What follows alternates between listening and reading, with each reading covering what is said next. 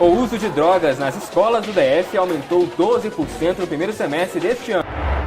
Está quase pronto. O Estádio Nacional Mané Garrincha será o mais sustentável do mundo. Em entrevista exclusiva, o novo reitor da UNB, professor Ivan Camargo, conversa com o campus e já avisa. A gente já tem que comunicar à comunidade que nós teremos um orçamento enxuto para o ano que vem. E veja também, o Campus TV presta homenagem ao arquiteto Oscar Niemeyer.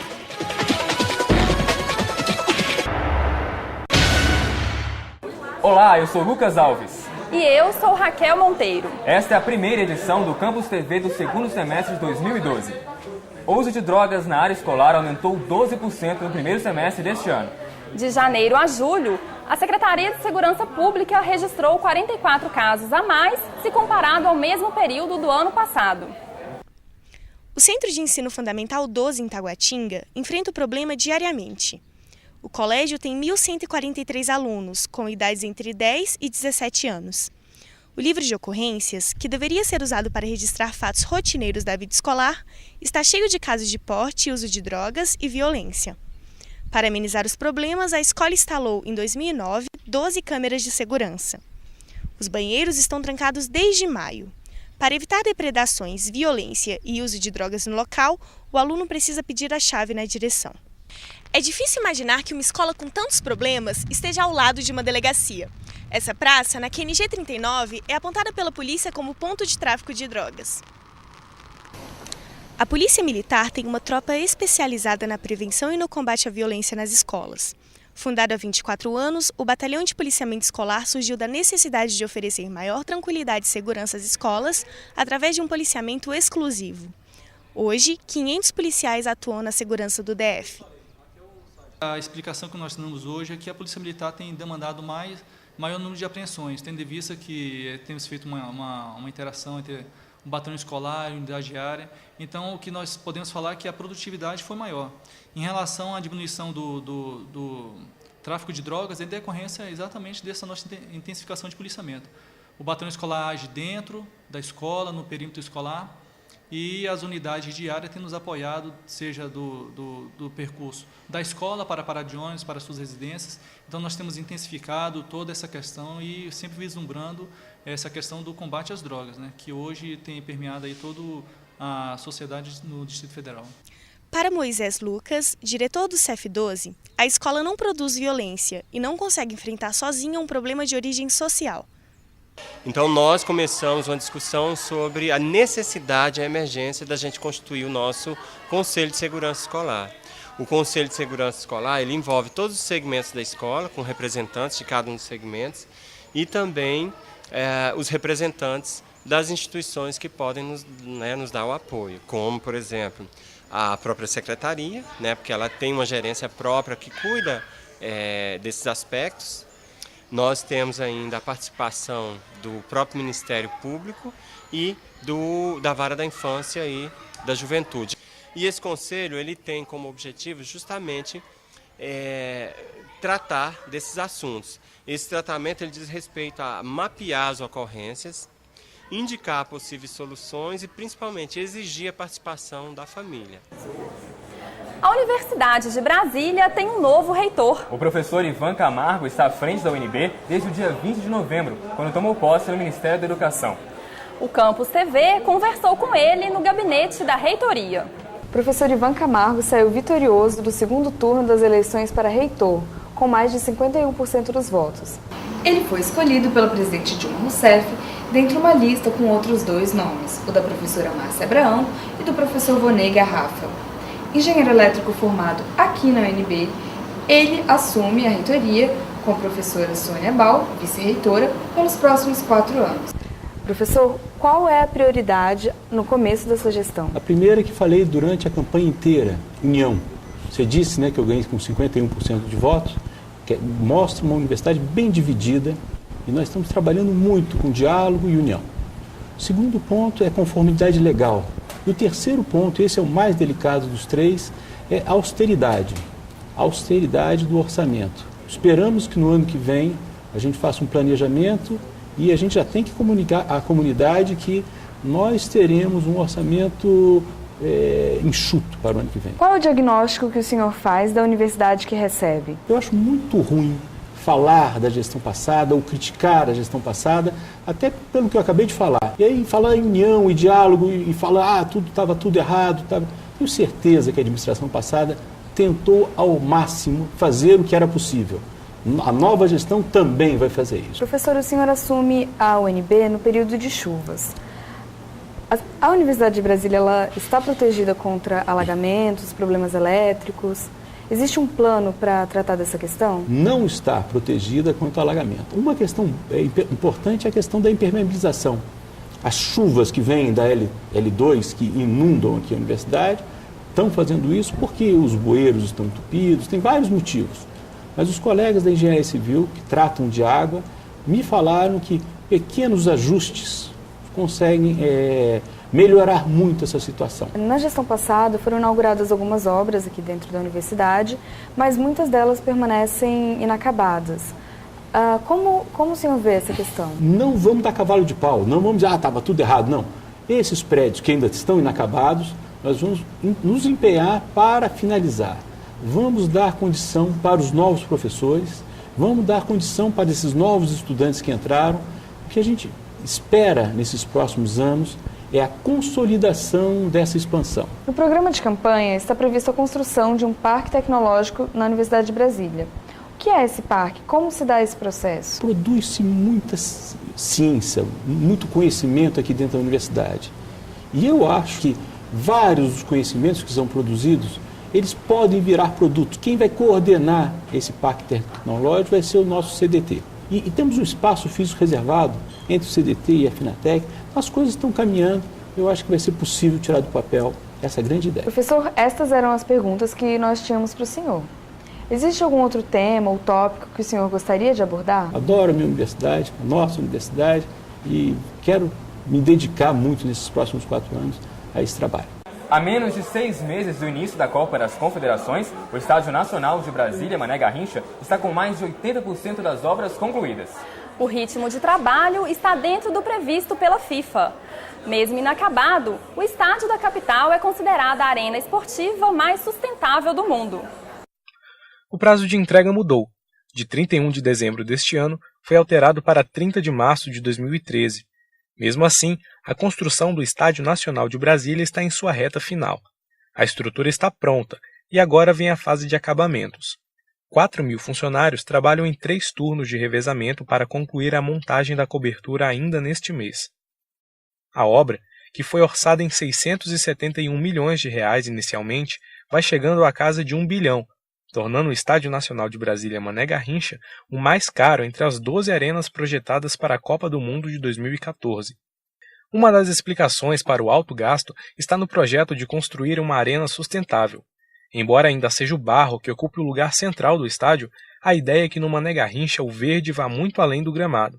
Reutilização de entulho de demolição no concreto da nova estrutura e o emprego de aço e alumínio de baixo impacto ambiental são alguns dos 100 requisitos que a construção precisa preencher para receber a mais alta certificação em sustentabilidade no mundo. Por enquanto, já foram 87. Segundo o coordenador do comitê da Copa de 2014, Sérgio Graça, os itens mais caros devem ser instalados agora, na fase final. E se tudo sair como planejado, o estádio pode se tornar pioneiro como construção esportiva ecologicamente correta. Esse estádio vai gerar aí a captação e a geração de 2,5 megawatts.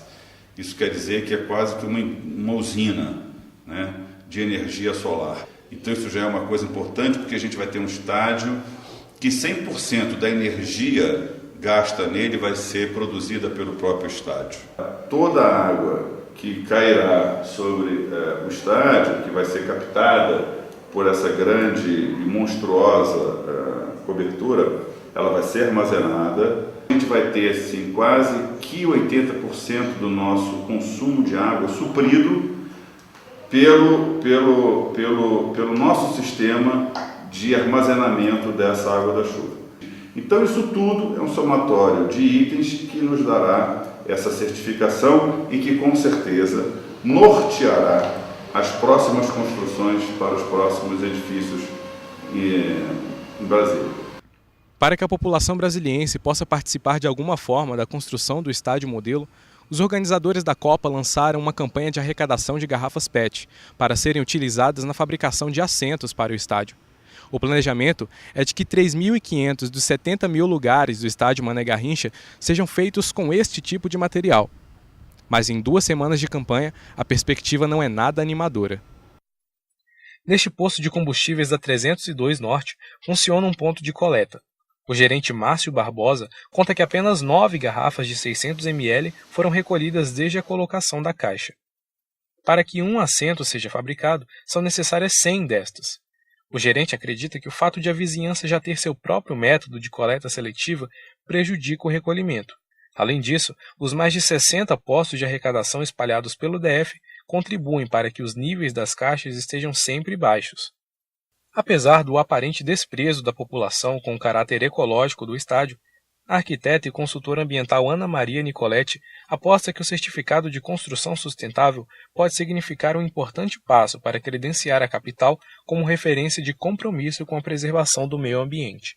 Recentemente, com a construção do Noroeste, tentaram incluir critérios de sustentabilidade nesses edifícios residenciais que seriam construídos. Mas esses critérios estão ainda aquém do necessário, né? A certificação LEED vem contribuir para criar um benchmark em relação à sustentabilidade da construção civil. E Brasília, realmente, ela, junto com São Paulo, Rio de Janeiro e Curitiba, realmente poderia servir de exemplo, né, às outras cidades brasileiras, a outros empreendedores e arquitetos na elaboração de projetos mais sustentáveis.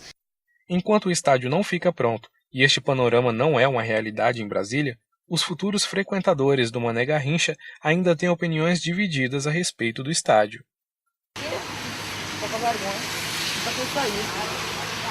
Tem que ter saúde, vale transporte, tem a porcaria do transporte, onde quebrando todos os dias. A gente chega atrasado no trabalho, sabe?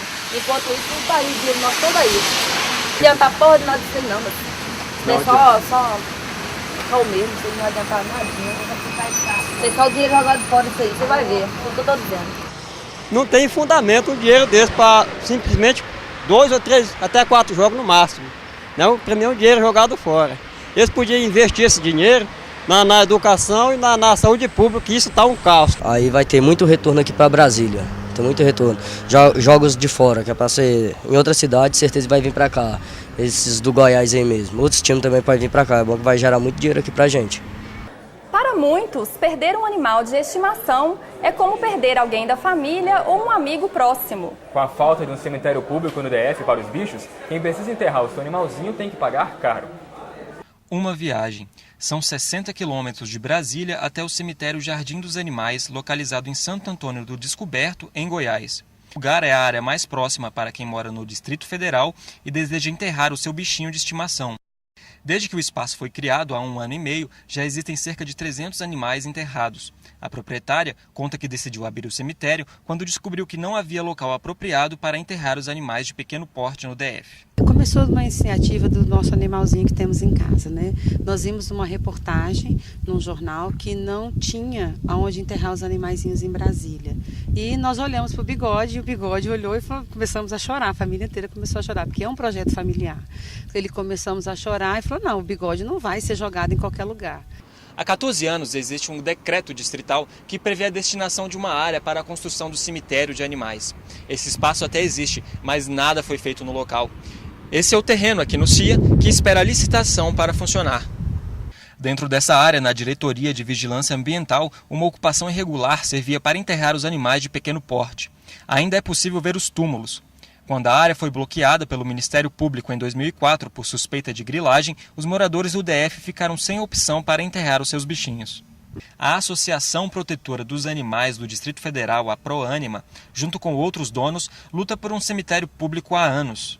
É muito brutal quando é colocado como a única opção você jogar seu animal fora como lixo hospitalar, porque realmente para muitas pessoas, para mim inclusive, é um parente, é um membro da família e a gente não pode aceitar esse tipo de destinação. Hoje existe um crematório no Lago Oeste que faz o recolhimento do corpo e entrega a urna, com todo o processo filmado. O serviço é cobrado pelo peso, a partir de R$ 500. No cemitério Jardim dos Animais, em Santo Antônio do Descoberto, o custo do sepultamento fica a partir de R$ 300. Enquanto o cemitério público não é aberto, a Dival faz as seguintes recomendações. Se a morte foi em clínica, necessariamente a clínica veterinária tem que ter um contrato com essa Serquipe para que dê destino adequado a esse corpo.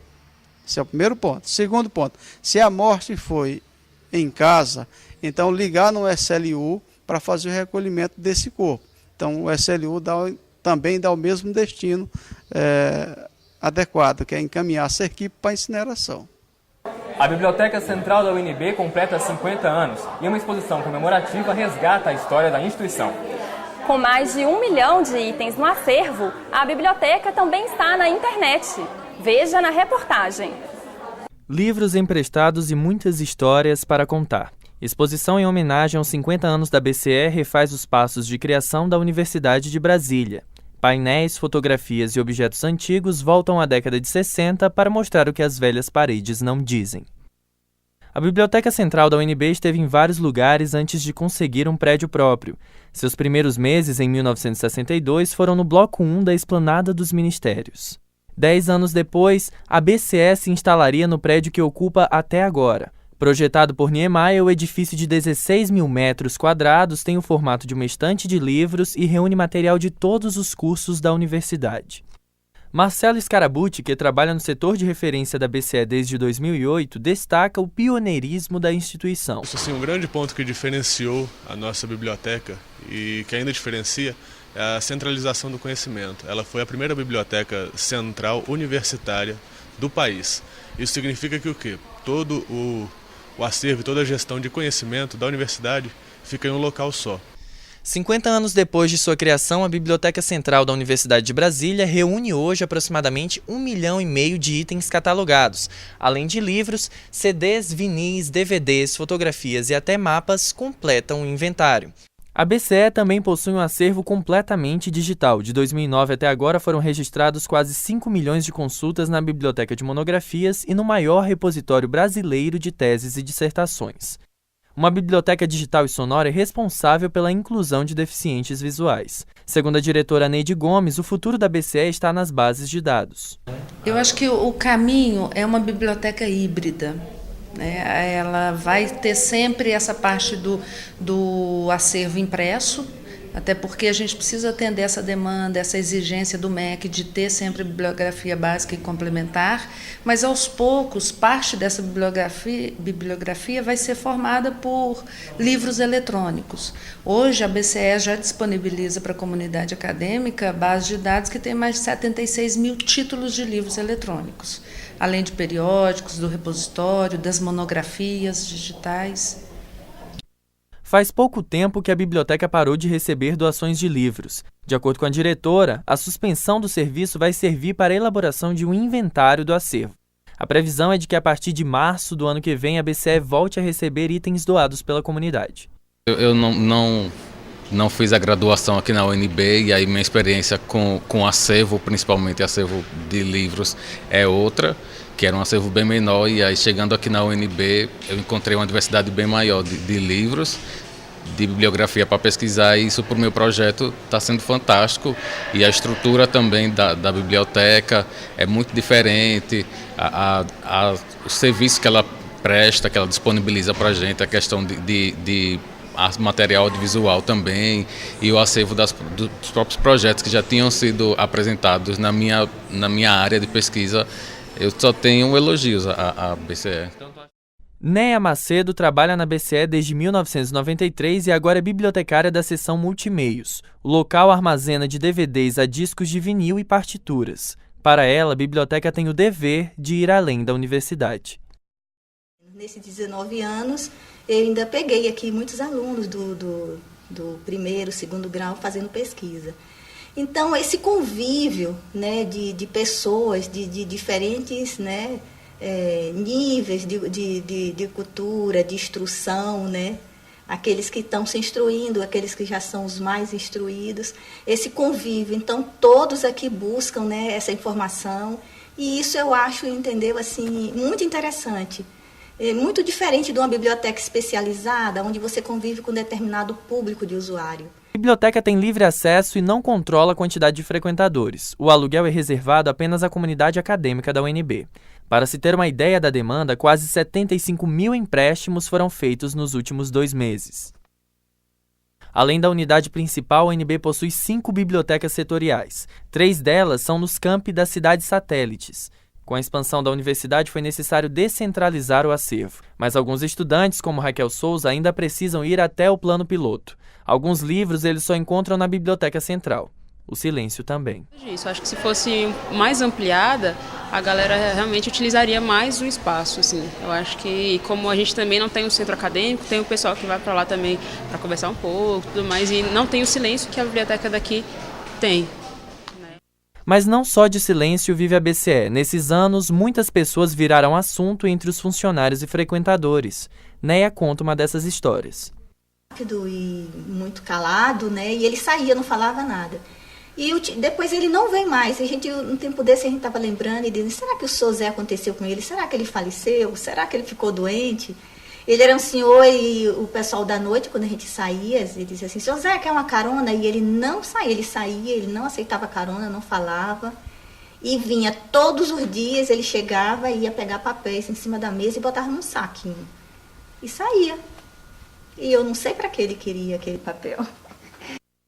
A exposição dos 50 anos da Biblioteca Central da UNB vai continuar aberta até o dia 13 de janeiro do ano que vem. A BCE está aberta todos os dias, inclusive nos feriados e fins de semana.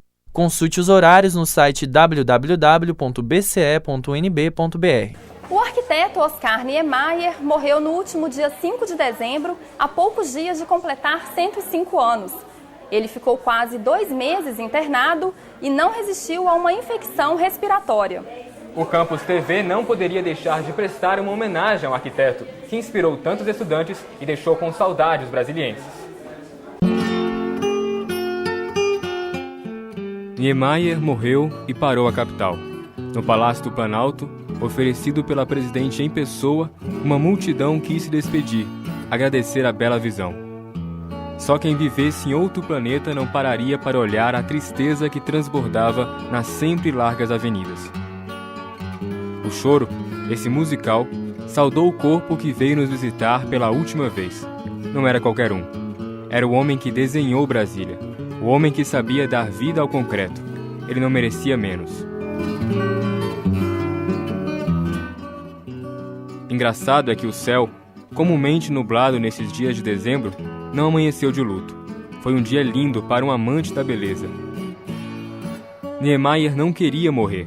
Não por acaso, agarrou-se à vida por mais de um século. Precisava nos brindar com sua genialidade. Criou centros de poder e naves de cultura, torres para crescer e pontes para unir.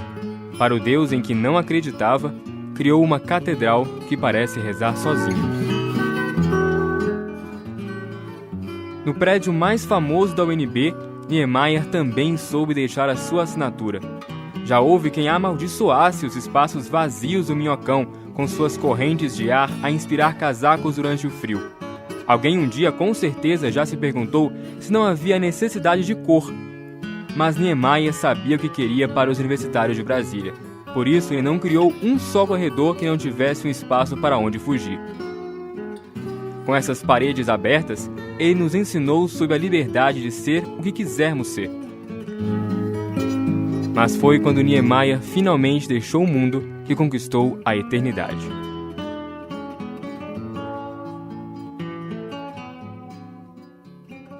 Esta edição do Campus TV fica por aqui. Você pode rever o nosso telejornal na página da Faculdade de Comunicação, www.fac.unb.br ou no youtube.com/comclique. Até a próxima!